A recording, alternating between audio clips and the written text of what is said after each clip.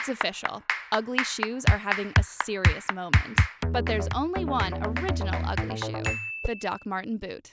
And despite its aggressive, clownish appearance, it's been one of the most consistently cool items of clothing from the past 50 years. The guy who invented them, less cool.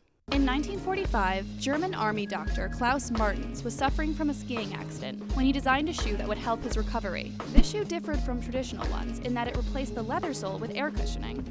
Originally, this early Dr. Martens boot was sold as an orthopedic device. And over the next 15 years, 80% of its customers were women over 40, housewives. But in 1959, an ad in a trade magazine for the boot with the air-cushioned sole caught the eye of Griggs, a family-run English shoemaker known for its sturdy work boots. Soon after, the Griggs family acquired the patent rights to manufacture the shoe in the UK, with a few tweaks. Along with a reshaped heel, the Griggs also anglicized the name and added the famous yellow stitching. And on April 1st, 1960, the first Doc Martens boot was born, forever immortalized in its name, the 1460.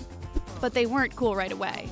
In fact, most Doc Martens wearers were factory workers, postmen, and police officers, not exactly the kinds of people you look to for fashion inspiration. After a few years, however, British youth from subcultures like mods and skinheads started to wear them as a symbol of working-class pride. And yet the irony was that even as the DM was being co-opted by skinheads, only a minority of whom were racist and violent, the boots were also being worn by the police they were clashing with. It wasn't until Pete Townsend, the frontman of The Who, wore them around 1966 that they gained international fashion status. Throughout the 70s and 80s, Doc Martens would spread to a host of subcultures drawn to their association with anti-establishment values, from punk to goth, glam, new wave, and psychobilly.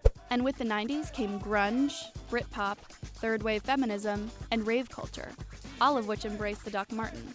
But by the new millennium, sales had declined so rapidly that in 2003, the company moved production to China and Thailand.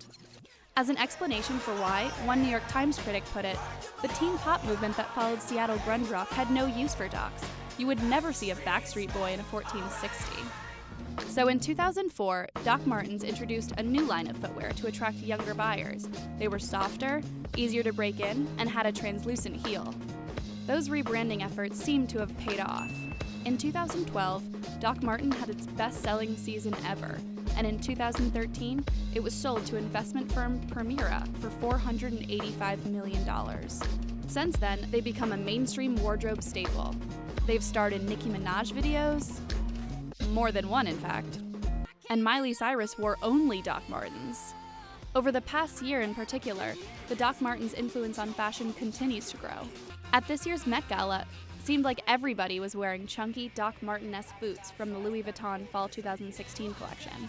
And so the original ugly shoe chugs on, just as clunky and lovable as ever.